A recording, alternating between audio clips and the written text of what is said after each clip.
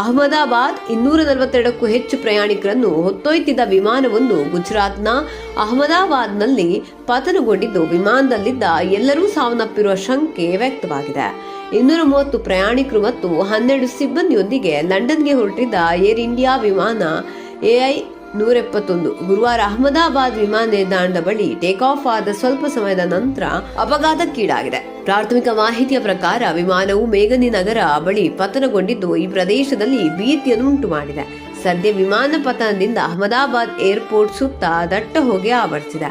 ಅಪಘಾತದ ಭೀಕರತೆ ನೋಡಿದ್ರೆ ಸಾಕಷ್ಟು ಮಂದಿ ಪ್ರಯಾಣಿಕರು ಮೃತಪಟ್ಟಿರುವ ಸಾಧ್ಯತೆ ಇದೆ.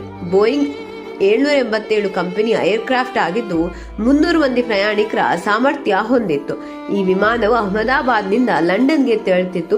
ಮಧ್ಯಾಹ್ನ 1:39ಕ್ಕೆ ಈ ವಿಮಾನ ಟೇಕ್ ಆಫ್ ಆಗಿದ್ದು, ಕೆಲವೇ ಕ್ಷಣಗಳಲ್ಲಿ ಅಪಘಾತಕ್ಕೀಡಾಗಿದೆ.